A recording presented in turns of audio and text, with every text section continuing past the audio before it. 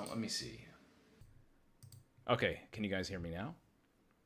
You guys are probably hearing now. All right, let's do that again. Let's do that again. Yo, hello, apprentices and acolytes. Welcome, coming into the Dark Temple, visited by Mara Jade, Luke Skywalker, Kyle Katarn, and so many of the Force sensitives like yourself. It's so good to see you. Ready up. There you go. All right, so there we go. We got times two to the second power. Today we're going to be talking about your favorite era of Star Wars, whatever your favorite era of Star Wars is. Please let me know. Yes, indeed. And as I was saying, David Torres, when I was on mute, it's pretty hot here. That's why I don't have my damn I don't have my whole spiel going on right now. But yeah, man, at the very least we can get this going. I hope you guys have been having a pretty good week. I know there's a lot of discussion. There's been so much crazy comments on a lot of my Instagram reels and YouTube shorts recently, just about what's being said about Rey and all these other things. And I think it's kind of silly that so many people are getting so upset about what was said and everything. But you know, it is what it is. We're going to talk about it. I also saw so many people when I think it was last week when I first started, is like, is the Old Republic your favorite era of Star Wars?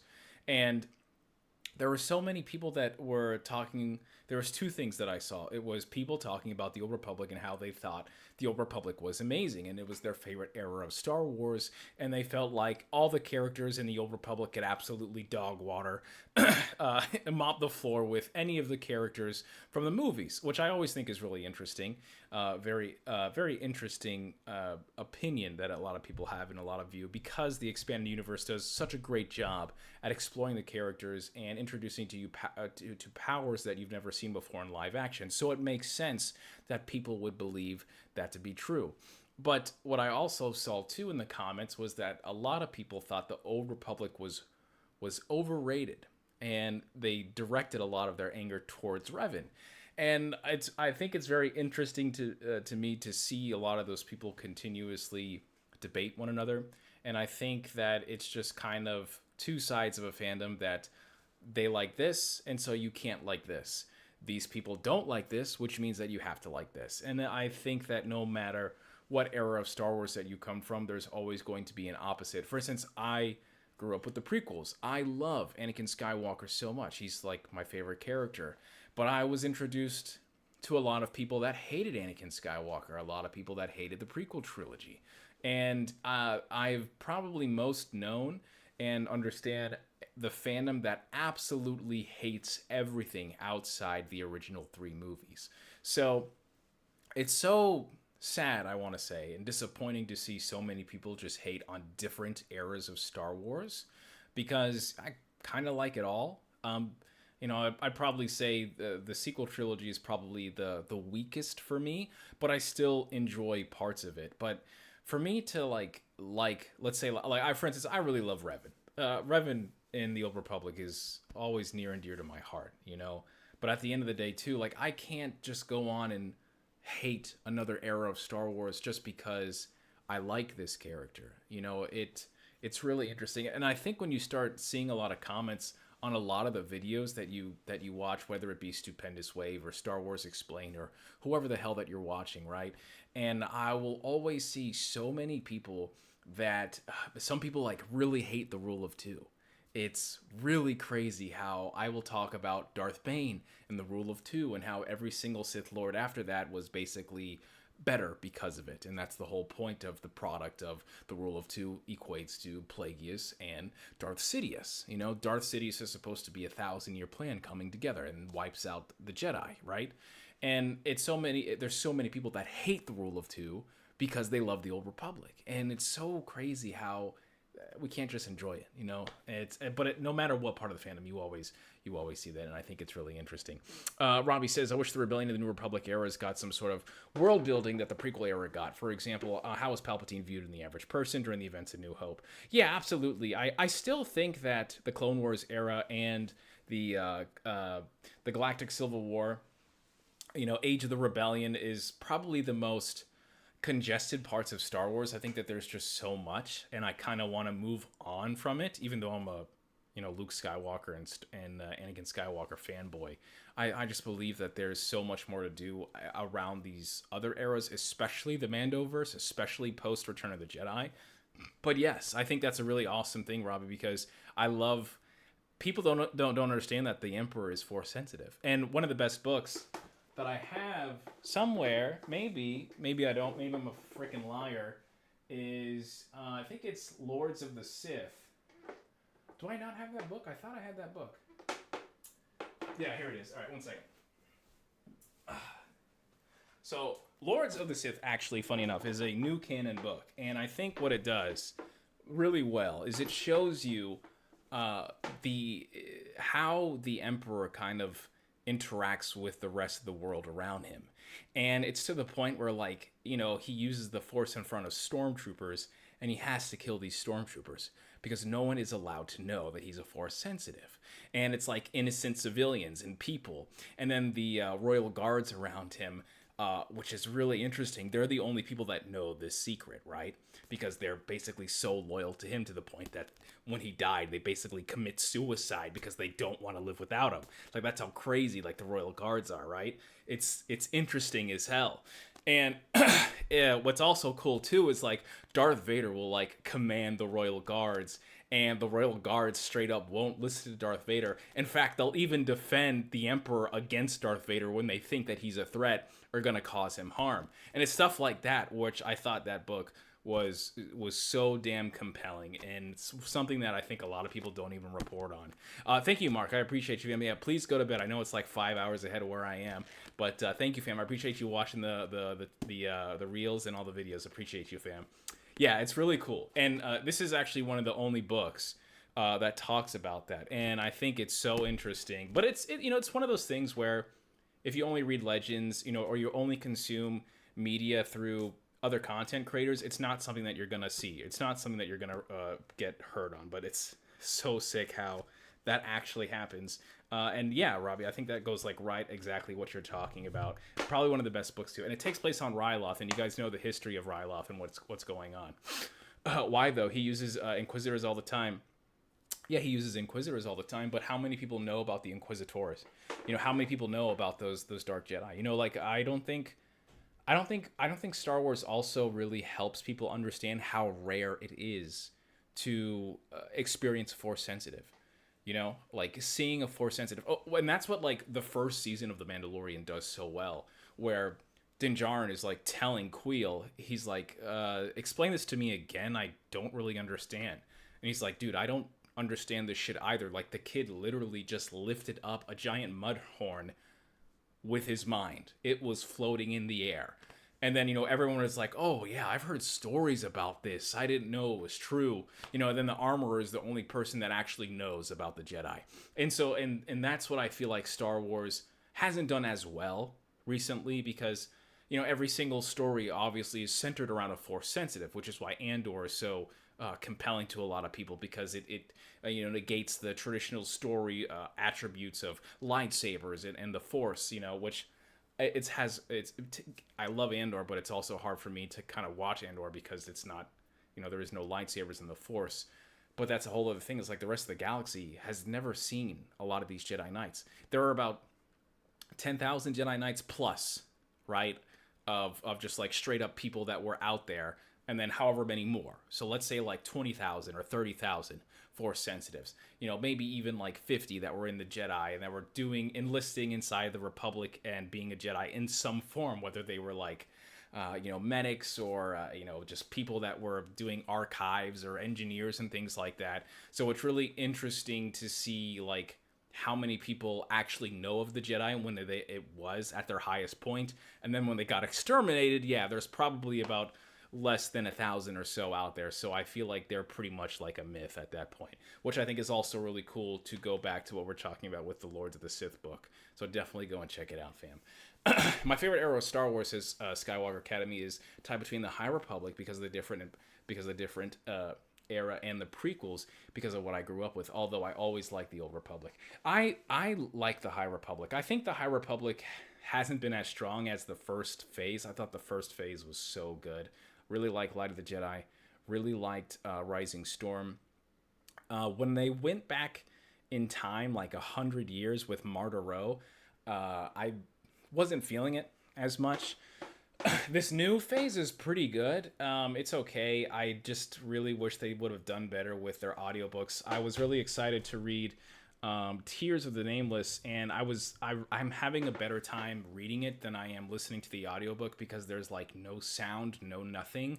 And when it comes to Star Wars audiobooks, it's very high production. You're used to music, you're used to sound effects, and every time a Star Wars book does not have this, it makes me feel like it's not worth the investment. And I really don't understand why they would they would do that. I feel like you have to continuously make these things to the best of highest production, because if not, people are going to criticize it. And if they're going to criticize it, they're going to get hate. And if it's going to get hate, they're not going to make money. So I don't know why we would give the excuse to allow people to, to do that, especially with their most original idea that they've had, Yo, Soda Fam, so good to see you. Thank you guys, by the way, for coming out here and checking out the streams. I appreciate you all, by the way. Call of Duty name. I actually don't play Call of Duty, fam. Sorry about that. Yeah, I'm sorry, man. I don't play COD. I'm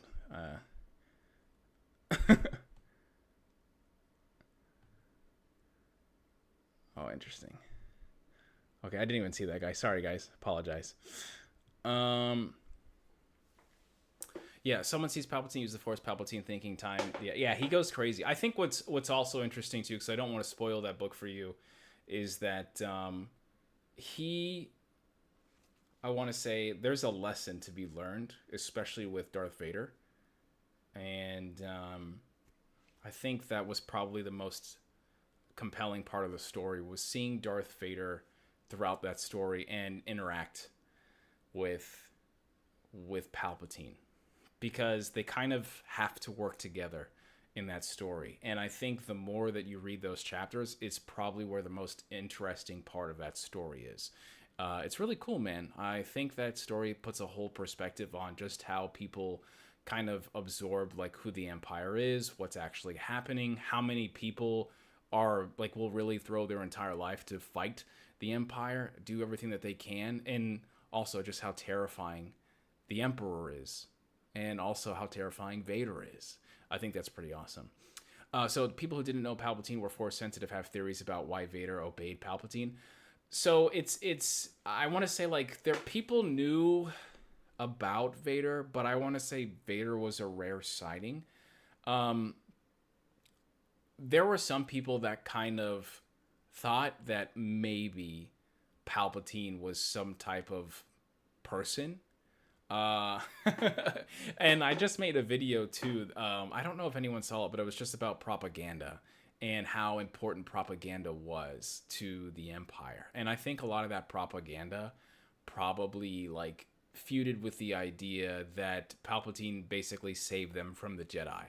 And I think that they were more in fear of the Jedi during the beginning of the Republic into the transition of the Empire, of the Jedi and what the Jedi were doing.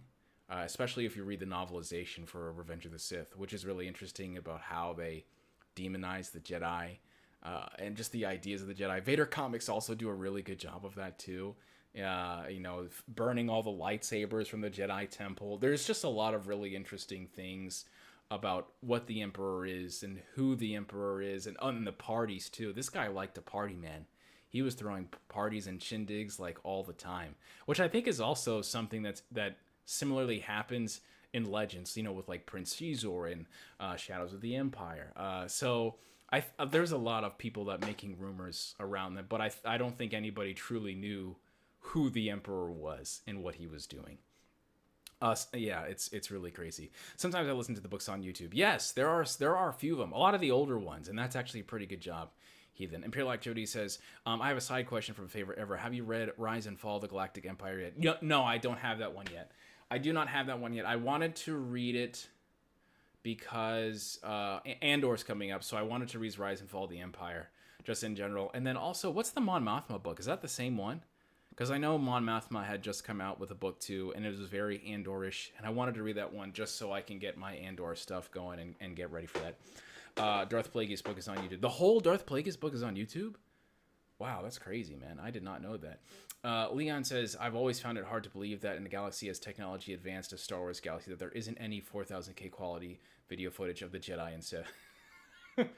Well, I think that the Sith also are a problem because every time the Sith find some type of knowledge or something, they destroy it. And Star Wars is just a whole universe of stories of people destroying things and finding things and trying to, take over things. And then someone builds on top of that, and then someone builds on top of that. Very similar to like, real world history where, they try to delete and only the winners make, write history essentially. But I feel like Star Wars is more amplified or exaggerated, especially with the video that we had just made recently about the Jedi Temple and the shrine there, and then the Sith making the Sith shrine there, and then the Jedi destroying the Sith and then burning down the shrine and then building on top of that temple that was on the shrine, and it's just all these things. I feel like that's one of the main reasons why. But also, one of the other things too is like when you start to read a lot of the lore, especially in the Bane's, in the Legends continuity for the Bane trilogy, Bane specifically says, and so does Darth Plagueis, that Korriban and a whole bunch of these other places like Droman Kaas, and especially like Sith space, there are so many like underworld / smugglers, black market people that have gone to these planets, gotten like crazy artifacts, holocrons, just a whole bunch of insane stuff, and that have either, bought it and sold it, destroyed it. Then of course you have the source books that talk about the Jedi shadows that have gone out and destroyed things. So there's just a lot of people that I feel like that have literally destroyed a lot of the history specifically around the Sith, because the Sith are really interesting in terms of like how the entire galaxy sees them. Whereas a lot of people don't remember the Jedi during the time of the Empire, right?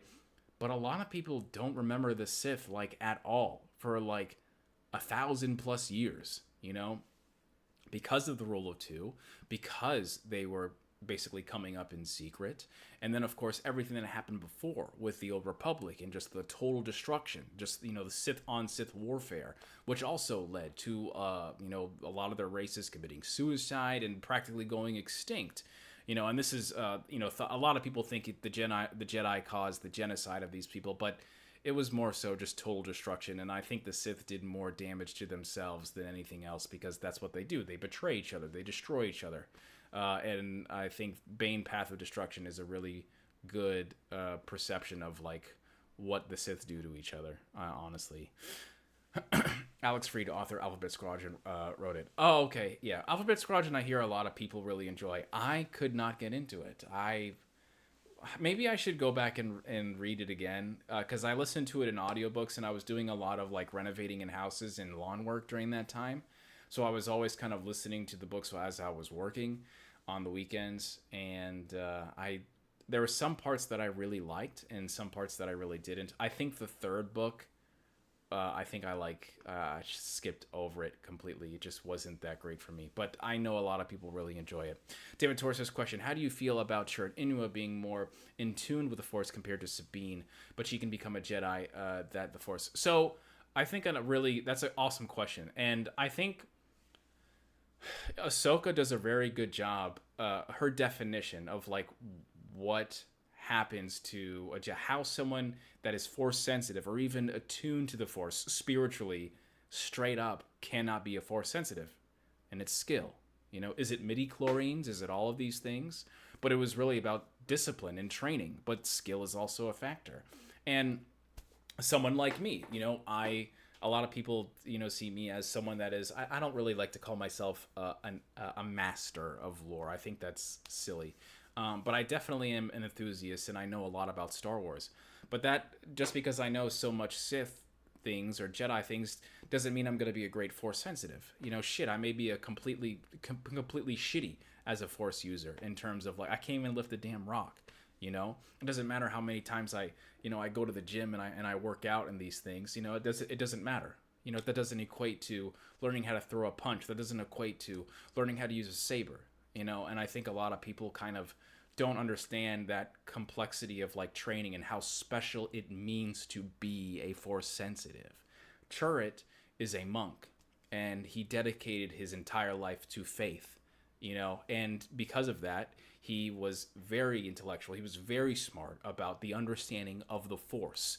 Probably one of the coolest characters that I've seen that truly understands the Force. Same thing with Maz Kanata in The Force Awakens, a character that understands the Force, how it works, maybe even can feel it to a certain degree, but cannot do anything with it. And Sabine was already a Mandalorian. She already had training.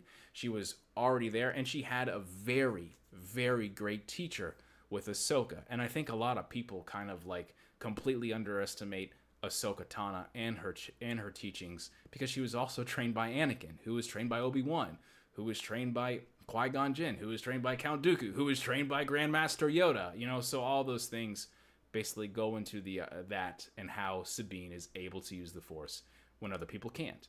It matters, man. Whether or not it matters. Robbie says, if people didn't know that Palpatine was Force sensitive, how do they react to him somehow returning? So funny enough, in the Dark Empire series, you know, a lot of people were pretty terrified of the Emperor. It was kind of obvious that the Empire was definitely doing some terrible things.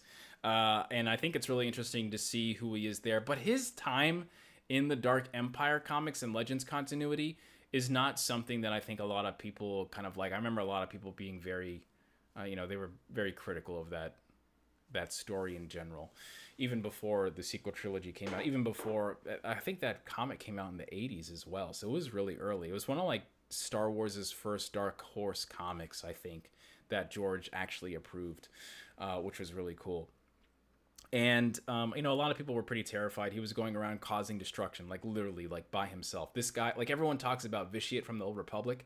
They do not understand how powerful Dark Empire Palpatine was. This guy in his base form was literally destroying planets, the surfaces of worlds. And like, he was in his base form. He wasn't even as strong as he could have been. And he was destroying planets, the surfaces of planets, entire fleets, all in his base form. And no one ever talks about that, by the way, which is actually crazy. So that Palpatine was terrifying. That Palpatine was so scary. And I don't think anybody wanted to have anything to do with him. But he was also destroyed within like 3 panels of a comic by Luke Skywalker, who wasn't even in his prime yet, also, which is pretty crazy. But Rise of Skywalker, everybody knows Palpatine was terrifying, because you have to understand too, which the sequel trilogy I don't think does a very good job of like understanding that, like time has passed. It's been 40 plus years. Everybody knows how terrible the Emperor was. Everybody knows that Sheev Palpatine was this terrible Sith Lord that was absolutely destroying everything, destroyed the Jedi, made them go extinct, made Anakin Skywalker the person who he was. There's a lot of story elements. I feel like the expanded universe kind of helped people see that, especially in the Aftermath series. Imperial Activity, you can call me out if I'm wrong. But yeah, it's really interesting to see that. And then the Rise of Skywalker, where they come back and, the dead speak. And I think that, as much as I don't like the Rise of Skywalker, that crawl I think is actually really good, because it helps people understand, like, this guy is back and he's going to take over everything. And I think there was a pretty high urgency to get this guy removed completely. We don't want him to return ever again. Since you asked what's the chat favorite era of Star Wars, I think my handle speaks for itself. Yeah, Imperial Activity, yeah. By the way, everyone that's here, I want to make sure that we all know each other's favorite Star Wars era, because I know we've seen some of them, but would love to see it in general. But yeah, I actually got asked that question today in a comment, which was really crazy. And I didn't know how to answer it, man. I don't know. I don't know what my favorite era of Star Wars is. Like, I love the Old Republic, man. I love the Old Republic so much. It's kind of wild to me that there hasn't been anything done with the Old Republic, but I understand too that the Old Republic is like a lot of people's crown jewel. Like it's the pride and joy of the expanded universe, and I understand why you wouldn't want to touch that. Easily the prequel era. Yeah, Leon and I grew up with the prequel era. So the prequel was really fun, but because of the Clone Wars and all the video games and everything else that was in the prequel era, I just love Anakin Skywalker so much, and I think the prequel era was really fun and cool, and I grew up with it, but I just want to move on from those eras that I know. And it doesn't mean that I love it any less. It's just that that's what I grew up with. That's what I've seen the most of. We have Clone Wars. We have Bad Batch. We have so many things around the prequel era that I just think that is jam-packed. And I don't think we necessarily need anything else from it, But I also enjoyed, the Empire, the Dark Times, the Galactic Civil War, the Age of the Rebellion. I love that era. But that's another era that I've also just I've seen enough, I love the Mandoverse. I think the Mandoverse is so cool. I don't have any problem with the Mandoverse whatsoever. I actually really enjoy a lot of the shows that come out of that. Ahsoka being my favorite, Mandalorian being freaking awesome.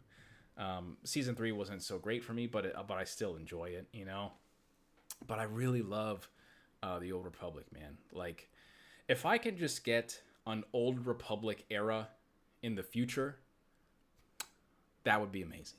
That would be amazing. I don't know if I would want it to be like Sith and Jedi, but I think it would be really cool to have dark-sided users and lightsabers, on people just going at it. And because that's always the whole thing about Star Wars. There's always going to be war, right? And I've always loved the idea of the Old Republic. I think I really fell in love with Star Wars The Old Republic when the MMO came out, because I had already played KOTOR. I love Revan.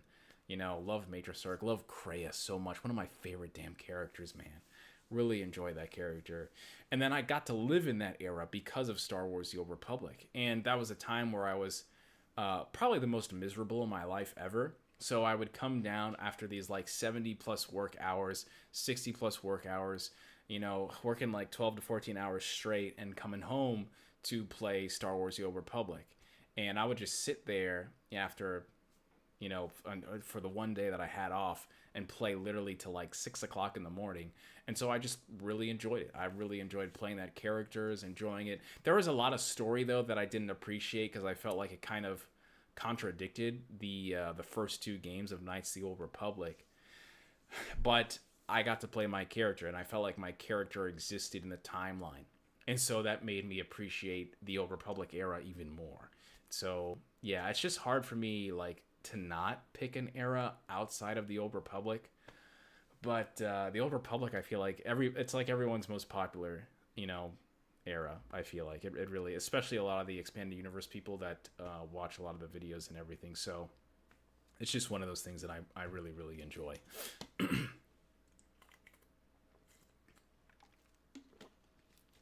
Mine is the prequels. Yeah, absolutely, Soda Fam. I totally understand.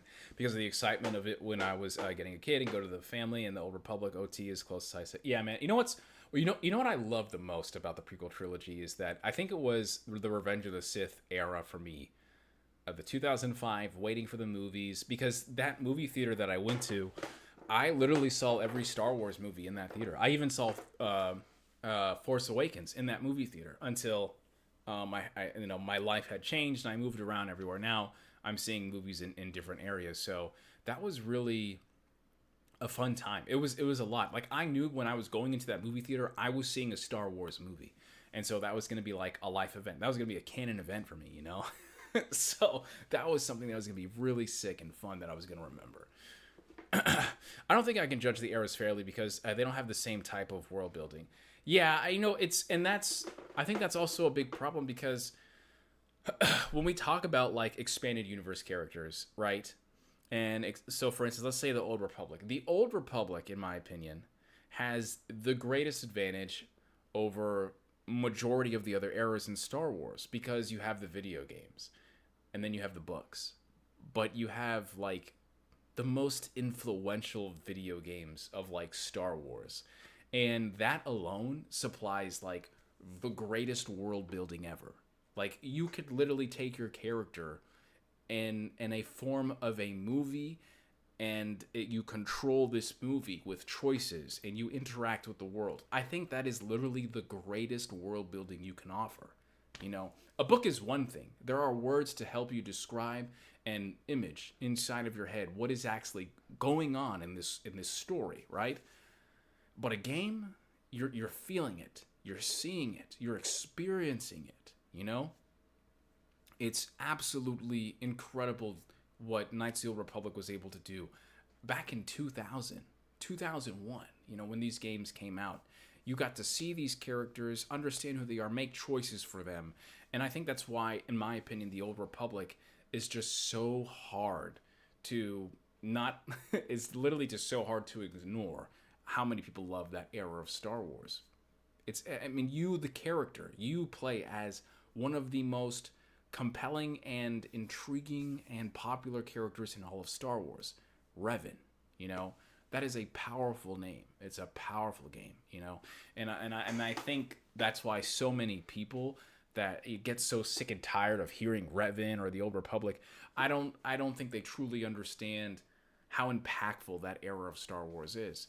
Then, of course, you have the heir to the Empire, you know, in post Return of the Jedi. That is also a very powerful era because the New Jedi Order, the Vong War. There are some awesome games in there too, like the Kyle Katarn Dark Forces game, Jedi Knight, Jedi Outcast. Really sick. Then you have Star Wars Galaxies, which is another time. You know, there's a lot of really important media that surround that area. And of course, Shadow of the Empire. We have the comic, the book, the video game. There's just so much. And I think those eras probably had the best world building in all of Star Wars. Of course, outside the movies, you know. So, yeah, it is, I understand what you're saying, Robbie, because yes, I think that there are other eras of Star Wars that just don't have as much world building, or the world building is so different, you know. That's always the hardest one, I feel like. Yeah, KOTOR, SWOTOR, for sure, pretentious. I feel you, man. I totally understand. Thank you for coming over here to the stream, by the way. Yo, Bugsy, thanks for being here, fam. I appreciate you. Always good to see you, my boy. We have to talk again, man. I feel like we haven't talked in like a week. Skywalker Academy says, I still want a single-player Star Wars game, kind of like Hogwarts Legacy. Create a Jedi, make friends and enemies, learning the Force, and making lightsaber, exploring planets, chronicles, like choices. That, you know, that's exactly what I want. What I wanted the Jedi series to be, because if you have never played Jedi Knight, Jedi Outcast, like that is like the perfect game. I literally just want that in current day. Like, just give me that with Jedi Survivor graphics and multiplayer, man. That's all I care about, bro. Like, just give me that, and give me open world-ish maps, like a lobby system, and maybe even a what's it called, where you can I think it's like a player hub. I think that's what, like a social hub. I think that's what it is, a social hub where you can just go around and check out different people, whether, you know, give me like it's not Yavin anymore, but what is the new Jedi planet from The Last Jedi and Book of Boba Fett, where Luke Skywalker is building his new Jedi temple? I can't remember the planet, but I wouldn't even mind something like that. You know, meeting new players and stuff like that, enjoying stuff. That would be so freaking cool, man. I would really enjoy that. 2004 Battlefront is still my go-to video game. Yeah, I mean, that's just a sick game. Valen says, I had the PS1 with Obi-Wan Menace main do. I always played Platoon. Yes, everybody always talks about Platoon.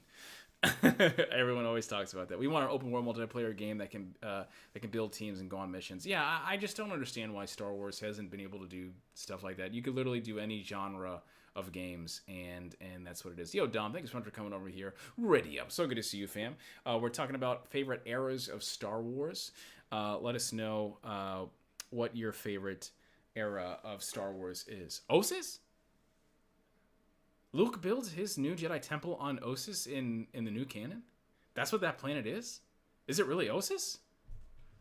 No way. I don't think it's Ossus. That's so huge. That's crazy. I don't believe that. I feel like I would have known. Luke's planet. No. Luke's Jedi temple in Last Jedi.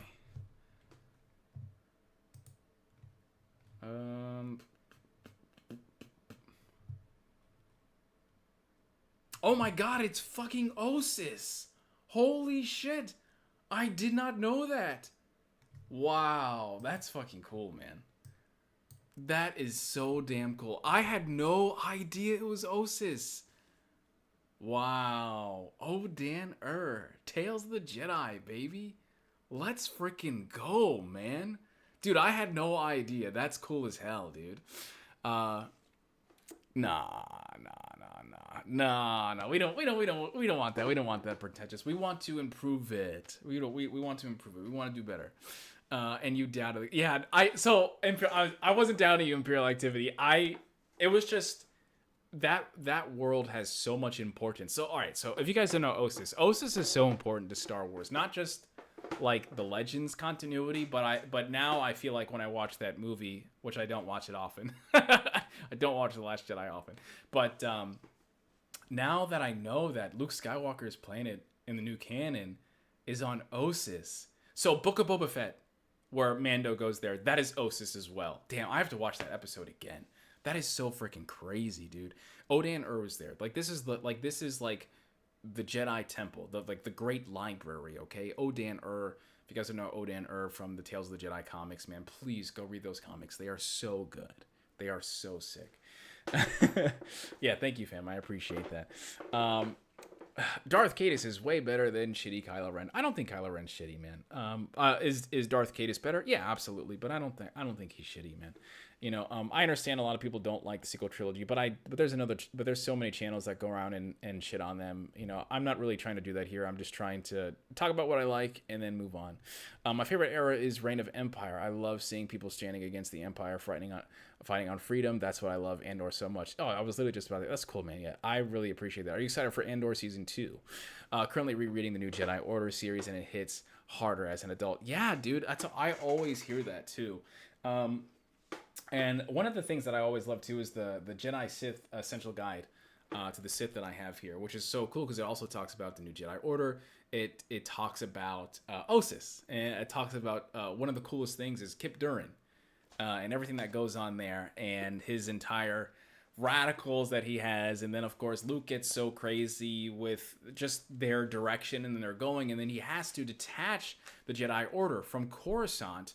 And then leaves and goes back to Ossus. And this is like a whole new stage of the Jedi where they're basically, you know, kind of detached from politics, but they're still there as representatives, but they're way more into themselves, which is what a lot of people criticized in the prequel trilogy, right?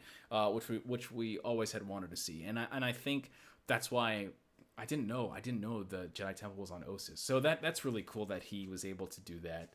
And so it kind of makes both stories really interesting, and that's what I like about knowing new canon and Legends, especially when I love Legends so much, is stuff like that where I was just like, wow, a planet that actually makes sense, a planet that actually has value. So that's really cool to see. And, yeah, exactly, man. Like if we could have a game on Ossus, bro, give me a game on Ossus, man. Damn, that's so cool. Odan, bro, Nomi Sunrider, Ula Keldroma, all these characters from Tales. Like, come on, man. Jesus, man. I'm so down. Yeah, I forgot it was Ossus, fam. I really forgot. Bugsy says, I think the Galactic Empire would stretch out as much as the Clone Wars. It could potentially be up there. Yeah, of course, especially with the Bad Batch. You know, and then, of course, we have new series coming out, too. I don't know if it's going to be like an Asajj Ventress story or what, but, you know, I know Lucasfilm is doing more animation around that stuff, and then Omega's out there. I just think that there's a lot for the Clone Wars and the Galactic Empire, the time of the Galactic Empire for sure. I also need to look into that. Yeah, definitely, Heathen. Go check it out, please, fam. I'm so hyped for Andor Season 2. I can't wait for the Andor books coming out. I believe book 1 is called Reign of Empire, Mask of Fear. Yeah, there's a couple stuff. I just got the new encyclopedia, which is, I've actually been reading it on the side, which is cool. I literally just got it, like, an hour before the stream went in. And it's really cool, man. I don't know if you guys did a lot of the previous Legends stuff, but this is one of the coolest things. This is the original Star Wars encyclopedia, okay? And this one is really important because George Lucas talks about how important this one is and how consistent he had to make the expanded universe with his movies because, as you know, George, you know, he saw them as two different things, but a lot of people talk about how he didn't care about the expanded universe. That's not true. He literally tried to make it as consistent as he could. And that's why these things exist. The encyclopedias exist. The visual dictionaries exist. All these things. So he definitely cared, approved things. And anyone telling you that he didn't care about it is not accurately describing it because he himself says these things in the conventions and interviews that he does. So how can one accept the ruinous changes, our new beloved Star Wars, and blindly accept the new Disney canon? Just move on, you know. And I feel like if you don't like it, bro, like we still have our Legends continuity. It's there, you know.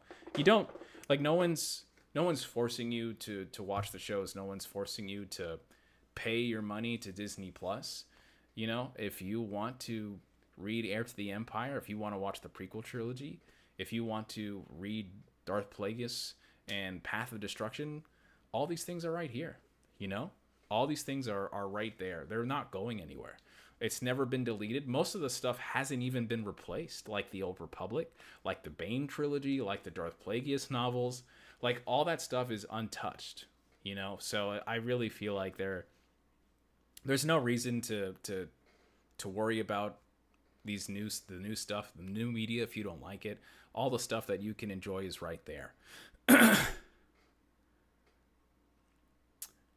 Have a fine collection of books and encyclopedia. I'm jealous. Yeah, I mean, I've only acquired it in the last couple of years, but that's also because I've done my best. Like, this is it. You know, Star Wars is like everything to me, so I'm trying to acquire the things that I lost in my childhood and also obtain new things, so I can have a good collection of, you know, past and present and work for the future, you know.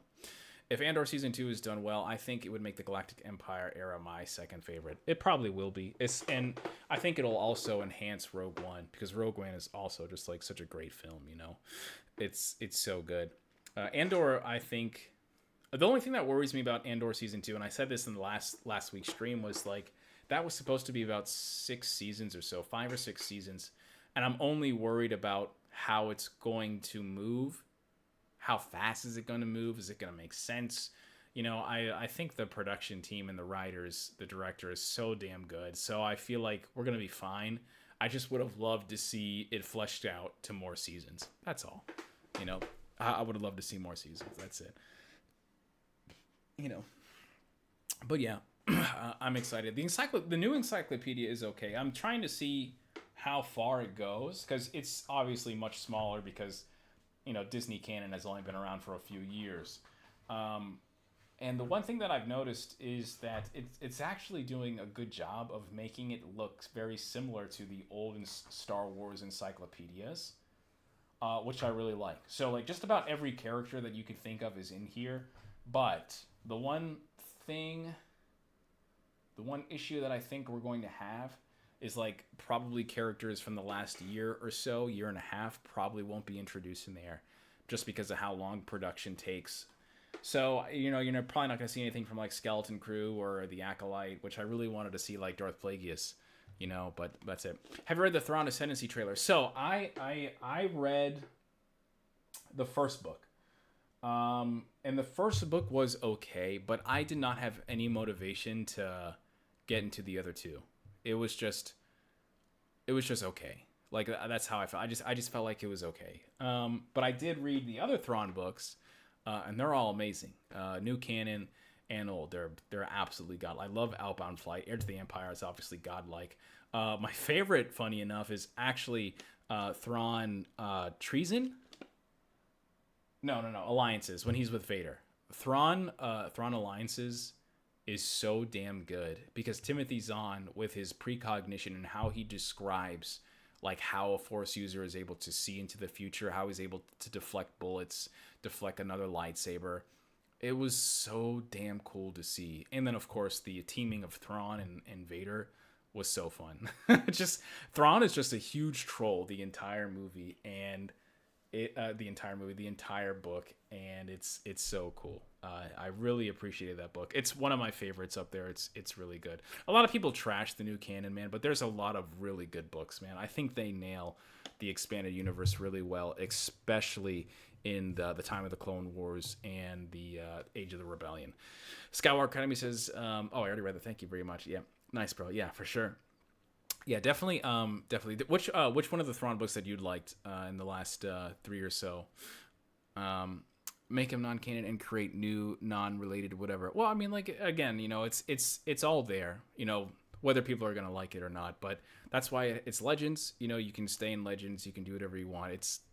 It's up to you, man. Your head canon is your power. It's your world. If you don't want characters like from the sequel trilogy or the Mandalorian or whatever, bro, like, it's all up to you. You know, no one's forcing you to absorb or digest those things. You know, you always have the old stuff there. It's not going anywhere. David Torres says, do you think any Ahsoka characters are still alive during the sequel trilogy? Ahsoka should be. Ahsoka should be. There was a I remember when The Rise of Skywalker came out, and you hear Ahsoka Tano's voice. Dave Filoni, when he was active on his Twitter, posted a sketch, and it was a sketch of Gandalf and Ahsoka, and what Gandalf was saying to Ahsoka was, "People thought I was dead too, you know." And I'm pretty sure that's insinuating that Dave Filoni had plans for the character in general. And I think it's very obvious, especially when you watch the end of Ahsoka, that she's ascending and she's going to be a very important character. Any character that's going to be in the lineage of Yoda. So again, Yoda, Count Dooku, Qui-Gon Jinn, Obi-Wan Kenobi, Anakin Skywalker, Ahsoka, you know, they're all going to be important. And especially characters like Kenobi, Anakin Skywalker, and Ahsoka, because, you know, they're the Clone Wars, they're the prequel trilogy, they're all around George Lucas. You know, George Lucas created those characters. George Lucas had those characters in the Clone Wars animated series. So there is definitely going to be some form of value of them going forward. I absolutely don't see a situation where Ahsoka is not alive during that time. And I think we're just going to have to wait and see what's going to happen. Heir to the Empire movie is going to be coming out in some time. It's probably going to be coming out after Mandalorian and Grogu. And then, of course, you have Ahsoka Season 2. So there's going to be a lot of story for those characters and where they're going to go. How far? I don't know. But I'm excited out of the way because I want to see more. Do you think Star Wars will be sold anytime soon? No. Disney's making so much money, dude. Like, Disney's making so much money. Disney is making so much money off of Legos. Like, it's insane. Like, they don't need to do anything, man. And I know that someone, I don't know who it is, but someone had talked about how Rey Skywalker is Star Wars' best asset. And dude, they're not lying, bro. Like, as someone that does not like, that it's very critical of the sequel trilogy, like, they're like, that character is not going anywhere. That character makes so much money. Do you know how much money the movies made? They made billions of dollars. Like, The Force Awakens was like one of the most all-time gross movies that had ever come out during that time. Last Jedi, no matter how criticized it was, also was very successful. Rise of Skywalker, also very successful. Solo is like seen as like the least successful of all the movies, but for a standard movie, a regular movie, that still made a bunch of money. They are making so much money, man. Every year. I think it was just reported last year that they made like $1 billion or something, over $1 billion in just merchandise alone because of Legos. So they're not going anywhere, bro. They are fine. They are fine. They're making a bunch of money, man. You know, no matter what you hear on the internet, like, people are making money. I think the only thing that would probably ever stop them from making more shows is like something like The Acolyte, where they invested way too much. They put way too much into marketing, and then, you know, it just turned out to be a problem for them. It was a mistake. There was execution that was just not to the level it should have been. The show didn't look that great. There was only about 2 good episodes. You know, it's something like that is more harmful to Star Wars than anything else anybody can make, because they're still making so much money. It doesn't matter. In that same year that The Acolyte underperformed, they still made $1 billion. So it's not going anytime well. I think you put out a Rey movie, it will bomb. I mean, like, I understand, like, why people would think that, but I don't think people understand that there hasn't been a Star Wars movie since like 2019. A Star Wars movie is going to perform well, whether Rey Skywalker is in it or not. People have been wanting to see a Star Wars movie. You know, I think Mandalorian and Grogu is going to do very well, but if Mandalorian and Grogu doesn't do well, then that's probably scary. But I don't see a situation where it doesn't get more than $400 million. You know, the sequel trilogy was successful because of the original trilogy characters, not Rey. Yeah, I don't disagree with you. I absolutely do not disagree with you. It's clear that the characters that were brought to that movie was because the ones that mattered, and the ones that mattered were the ones that came before. But to say that that original trilogy was not centered around Rey, I think is inaccurate. And whether people like to admit it or not, that character contributed in some way. Whether you wanted to watch the movie because you wanted it to bomb, people still went out to watch The Rise of Skywalker even after The Last Jedi. It still made money. You know, will it make money now? I don't know. I don't know how much money it will make compared to the Rise of Skywalker, but it will be an episodic movie. It will be episode 10. And I think that alone will make people go out and buy money and buy tickets, because it's going to be a new Star Wars movie, like a legitimate Star Wars movie. It's going to make money either way, man, in my opinion. People are going to take their kids to see it. And that's not something that you can gauge off sitting off a couch and watching The Acolyte. You know? Star Wars sells, no matter what. Budget for The Acolyte went to marketing and stunts. Yeah, I mean, I definitely, in my opinion, just didn't. The show did not look like an expensive show. But again, you know, there's enough channels that critique these things, and I don't want to, you know, continuously talk about the same things all these other channels do. Leon says that explains why the best part of the show was the fights. It's because the guy that choreographed it, I think, was in Rogue One. I think he was the choreographer. The same guy that made the Vader scene. I think that's what I read, and that would be really interesting. I'm not gonna lie, I think a Rey trilogy New Heroes is gonna be really good. I mean, just the New Order sounds really good. We're gonna see the Vong. I don't know if we're gonna see the Vong. I don't think Lucasfilm wants to do something like the Vong, because the Vong are anti-Force, and I don't think George Lucas really appreciates things that cancel out literally the DNA of the Force.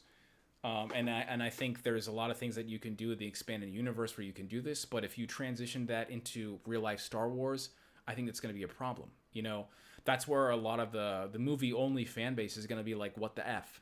You know, very similar to, you know, Luke Skywalker, where why is Luke Skywalker sad and depressed when he just saved the galaxy? You know, it's stuff like that where I feel like a lot of Star Wars fans aren't going to understand that this race of aliens coming out to destroy and take over the galaxy is basically immune to the Force.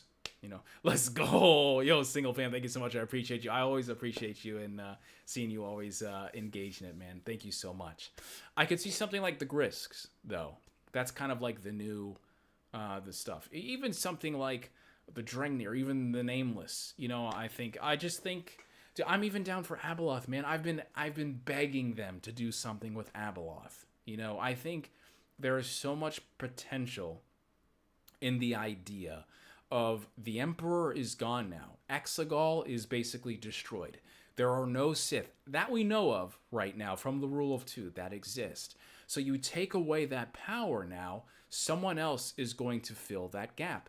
And I think the Emperor, Palpatine, was the perfect character that would absolutely terrify something like Abeloth. Not terrify, but threaten to the point where Abeloth would not want to venture or invade the galaxy because someone like Palpatine existed. Now that Palpatine is gone, it is the perfect time for a character like Abeloth to come in and take its territory. I think that, in my opinion, is perfect enough for a new trilogy. Abeloth is known to persuade people, manipulate people, feed off their essence, possess them. You know, I think that'd be really cool for, you know, Rey to be out here in an Obi-Wan Kenobi type of spiel, right, and or role, and all of a sudden her Padawans are getting possessed by this ancient creature that is an abomination from Mortis. You know, very similar to how Exar Kun basically dispossessed Luke Skywalker's Padawans on Yavin. I think that, like, it's right there. That's all they have to do. It's so easy to make a character like Rey likable. You just need to make a great villain for the character. I think that's literally it. It's very fixable. It's very easy. Just write a good story and create a great villain. That's my pitch. Leon says, yeah, Rey, far from the most important asset to Star Wars. If that was the case, then why would have they kept May release day for the new Jedi Order movie, not the Mandalorian and Grogu? I think so many people are thinking like Lucasfilm cares about when the movie comes out, when they actually don't. It's all about production. And in my opinion, if you just have a character who is by far the most scrutinized and polarizing character in the history of Star Wars, Rey Skywalker, has a movie coming out, I think that you better take as much time as you should to make sure this script is flawless. So who gives a shit when the movie's coming out? Mandalorian and Grogu already has a plan. You have Jon Favreau and Dave Filoni coming out and been talking about this movie for a long time. Literally since the art book of The Mandalorian had been out, they literally had been talking about how they wanted to bring, they absolutely wanted to bring this character to the big screen. I think Mandalorian has been a priority for the big screen because Grogu sells money, bro. You know, Grogu sells so much.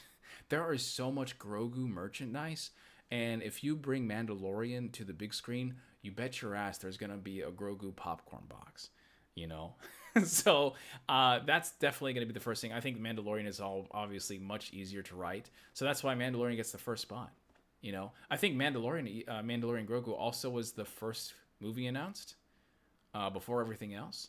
So you know, I don't think they care as much as a lot of people have been saying. You know, it's still coming out. It's not like the movie's canceled, but to have that movie compete with like what Jurassic Park or whatever the hell else, Ice Age and all these other things, you know, just move it. I don't, you know, I think a lot of people would actually appreciate that it's not coming out. It's coming out later rather than sooner, you know? Yeah. Thank you, Rebel Dawn. I appreciate that, fam. Yeah. I hope you enjoy, the stream here, because I know some people talk about how Instagram is a little different or something. Next week, prequel movies will be shit, honestly. Yeah, I'm sorry you feel that way, fam. Still interested in the Dawn of the Jedi movie. I hope it's good. Yeah, that's the movie I'm the most interested in, because I really want to know like what's going on. Are we going to see Prime Jedi? Are we going to see Jedi? Are we going to see the Dark Jedi? You know, are we going to see all these characters that we've known for so long, you know, in this conflict, you know, a Junta Pool, you know, like I don't know how you can make a Dawn of the Jedi movie without some type of something. Like, is there going to be a mention of the Rakata? Is there going to be a mention of, you know, the Yothor? You know, things like that. There's already been so much established in the Dawn of the Jedi books, the Dawn of the Jedi comics, the Tales of the Jedi comics. There's just been so much, you know. Yeah, no, I don't know why you would make a Star Wars movie outside of course the standalones, especially something that's literally starting like the entire story of Star Wars, that wouldn't have some type of continuation. I feel like is the Dawn of the Jedi book good? It's okay. Like I think the Dawn of the Jedi comics and books, like they're just okay. I think that there are parts of the Dawn of the Jedi comics that are really interesting because the world building is solid, but I think there's a lot of characters in there that are kind of you know, the Rakata is really interesting to see like their hierarchy and how they use force sensitives and their hounds, you know, that's really interesting. But I think a lot of the characters are just kind of, they're there and they serve a purpose, but that's about it. I think there's a reason why they're, you know, maybe Lucasfilm wanted to do more, but maybe because the books came out so late, and the comics came out so late, maybe there wasn't much more that they could do after, you know, being sold. I don't know. But I think it's going to be interesting. That movie's going to be crazy. I can't wait to see what started this between all the... Leon, have you read any of the Dawn of the Jedi stuff? But yeah, it's really interesting, you know. Yo, Book Collector fan, thank you so much for being here. So good to see you. Like to see Revan and Bane, Malik and Vitiate. Yeah, I don't really give a shit about Vitiate, but I would love to see Revan. Would love to see Bane. I've been wanting to see Bane for a while. I mean, you can't tell the story of Revan, honestly, without Malik and Bane. So I feel like that's perfect. I kind of wish Vitiate would be deleted, man. I really don't like that character. I think Vitiate is kind of an insult to Revan, man. honestly, especially Knights of the Old Republic and Knights of the Old Republic 2. There's a lot of people that love this shit because of how powerful he is, but like, man, I think that the moment they invented that character just really contradicted a lot of Knights of the Old Republic, man. Yeah, not at all. Yeah, definitely. I've heard some stuff via the stream you did. Yeah. Because we were, yes, that's exactly it, Liam. We were talking a little bit about that, and it's really the reason why I say is because one of the first things in the Legends continuity is 100,000 years before the Battle of Yavin. Okay, this is like one of the first things ever, and that's the Sith people appearing on Korriban, and then you have the Rakatan Empire, and then the Rakatan Empire invades Korriban, and so like this is all like thousands and hundreds and thousands of years, right? 100,000 years before anything in the movies happens, right? And that's what I'm talking about. Is like I feel like if you make that story of Dawn of the Jedi, you have to include some form of that. Even to mention, like how Lord of the Rings at the beginning of Lord of the Rings, also an amazing trilogy, also amazing franchise I'm obsessed with. It tells you about the ring, and then the men, and then the dwarves and the elves and things like that. Then of course there's the battle for Middle Earth and everything, and then and the ring is cut off from Sauron's hand. I wish we could get something like that for the Dawn of the Jedi movie, but that talks about like the Rakatan Empire and then Korriban and then the Yothor and then the Yothor, basically teleporting all these people with magic onto Tython and then becoming the Jedi. Like that would be really sick. I would even if it's like something like that and then the rest of the story has nothing to do with whatever happened, it's just, a contributor of that, I would really appreciate that so much. I'd be so damn down, man. James Mangold is a great director, but I feel like James Cameron would be perfect to director this movie. I don't know, man. I don't think I want James Cameron anywhere near Star Wars. I don't want him anywhere near Star Wars. Nowhere near him, man. Yeah, but that's just my opinion. Yeah, but we'll see. I hope it does well. Do you like the X-Wing Legends novels? The trilogy is insane, actually. Yeah, so I think they're pretty good. And a lot of people talk about the whatchamacallit? What's the Alphabet Squadron, the new canon books. They talk about like that, and I just think that the X-Wing books are better, but that might be like my bias from Legends. Why not? So let Michael Bay direct a Star Wars movie. God, Bugsy, you're gonna kill me.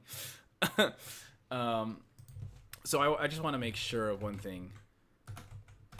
Before I do that,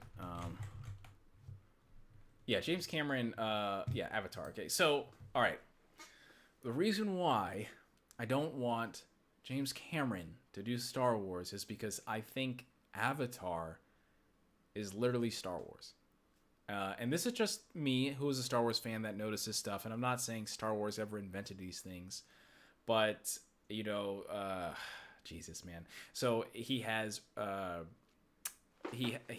There's a couple, like there's a lot of Star Wars Easter eggs inside his Avatar movies, and I think it's really interesting. You have Jake Sully, which is kind of like the prophecy of the chosen one for Anakin Skywalker. Where he I don't know what he gets, the big banshee, right? And they always talk about how there's this prophecy, only this guy has ever done this, and then Jake Sully does it, and then the second movie, which I think is really similar. I have to watch that movie again. It's like freaking 3 hours long. But there's something that there's something that happens in there that I thought that was extremely Star Wars, and I don't know if it reminded me of Empire Strikes Back with the sun and the evil guy, the evil Marine, but I can't remember. But I just thought it was so very similar to a lot of like story arcs in Star Wars, and because of that, I just felt like outside of his creativity with the movies, which I think he does exceptionally well, really well with the way Avatar is, that's why he's perfect for it. I don't know if he's perfect for it if he copies it, right? It's one thing if you copy it, right? So you take something that's already created and you copy it. There's nothing original about a copy, And I think that's another problem that a lot of the movies have is it's a similar trope. Yes, everything is supposed to rhyme. Everything is supposed to have parallel. But you don't want to see a copy. You know, you don't want this to be a Marvel where we insert a template and insert characters and story arcs. You know, and then there you go, we have our Star Wars movie. For instance, if he copied it, then The Force Awakens is the greatest Star Wars movie ever created. Because that's what everybody was complaining about with The Force Awakens, was that it was too similar. And I love The Force Awakens. I thought it was kind of perfect because it was safe. It was exactly what it needed to be to prove to me that it could have been a good story. I love The Force Awakens. As a standalone film, I think it's one of the best Star Wars. I think it's like top 5, top 4 maybe on a good day. You know, but there were so many criticisms literally about how The Force Awakens was so similar with the trench run, you know, with you know, the lightsaber and all these other things. It was similar. And so if you have James Cameron, who does a lot of similar things, I think people are just gonna hate on that movie too. But that's just my opinion, you know. All right, guys, we have 2 more minutes, and then we are going to end the stream here. Ralph says, did you ever hear where they said Harry Potter was just Star Wars with wands? I thought that was funny. That is whack. That's such a joke. I like Harry Potter, but not even close. Not even close to Star Wars. Not even close to the impact either. I think it's a good franchise, but it's not anywhere near the realm of Star Wars, especially the first 3, especially the best movies of Star Wars. I don't think there's a single. I don't think the best Harry Potter movie is anywhere near the best Star Wars movies. Does that make sense? But I could be. Yeah, no, bro, it's a joke. Yeah, no, I know you were joking, but yeah, I don't know, I can't see that. And don't get me wrong, I enjoy Harry Potter, but it's Star Wars every day for me, even on the weakest. Harry Potter is the only franchise more immersive than Star Wars, in my opinion. Man, Leon, yeah, okay, I think that's interesting, but I will have to disagree. I will have to disagree. I will say though, I think that whatever their new game that they had, it was they should have made a multiplayer. I feel like if they should have made a multiplayer, they would have made so much money. Oh, it's close, really close. More immersive? Nah, I don't know, dude. I don't know.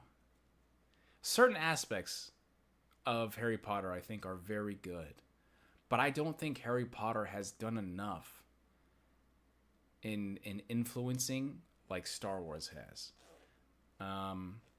But immersion, I live in Orlando, so you know I get to see the theme parks and everything, and I think they do a really good job.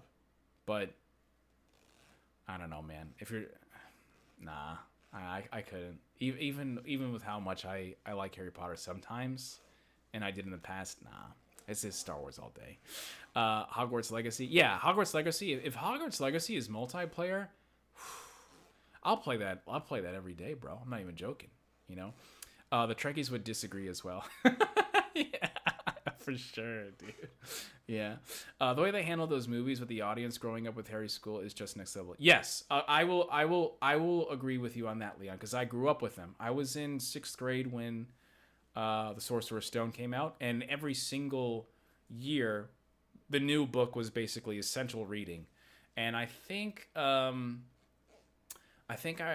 remember reading.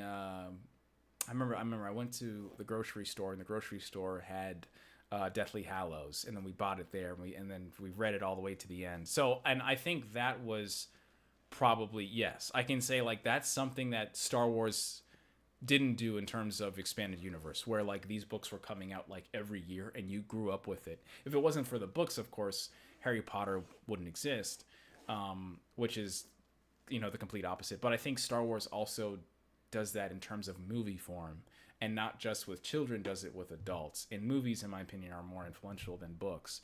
But what Harry Potter did absolutely deserves a right at some acknowledgement to influence and importance in franchises. Yes, absolutely. Do you like the first Thrawn book? Which one? Are we talking about Heir to the Empire? Are we talking about Outbound Flight? Are we talking about the Thrawn from the new one? Either way, I like all of them. They're all pretty good. Not even close. Do you ever notice how much Star Wars is mentioned in TV and yes, yeah. It's Star Wars. That's exactly what I'm talking about. Influence. You know, like it's like Star Wars is just. It's crazy how important Star Wars is. You know. I feel like if I said it's Leviosa, not Leviosa, or if I said no, I am your father, or you were the chosen one. I think you were the chosen one would be. People would understand that more than they would, something from Harry Potter. Like for instance, I always say, "You're a wizard, Harry," and I think that's one of the funniest things is like Hagrid saying that. I'm a what? But no matter what, I would have more confidence in saying you were the chosen one, or I am your father, or something like that, other than something from Harry Potter, because I just feel like more people like Star Wars than Harry Potter. But that's just my view.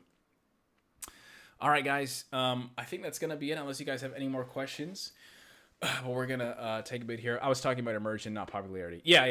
I was just talking in general about Star Wars, but I understand what you're saying. Immersion, though, I don't know, man. I don't know. It's a tough one for me because I just love Star Wars that much more. So I don't know if I'm a reliable source to get from. I swear we could start a Star Wars religion and we get lots of members. I'm pretty sure there is one guy that already started the Jedi religion. I swear to God, I saw a documentary about this guy walking in the streets with like a kimono and a katana and talking about how he was a Jedi. And I swear to God, I thought that was a documentary somewhere. You might look it up on YouTube. I swear to God, someone has literally already done that. But yeah, guys, thank you so much, as always, for coming over here and talking Star Wars. Thank you so much for watching the videos. I appreciate you guys. We got a whole bunch of other videos coming out this week. Make sure you watch the stream every single Tuesday at 8 p.m. Eastern Time. It's always good to see you guys, and I appreciate you, fam. Thank you so much, and I'll see you around. As always, you know where we're coming in, fam. Every single time. The Dark Temple, visited by Mara Jade, Luke Skywalker, and Kyle Katarn, and so many other Force sensitives like yourself. I am Lord Dagovere, and I'll see you around, fam. Deuces.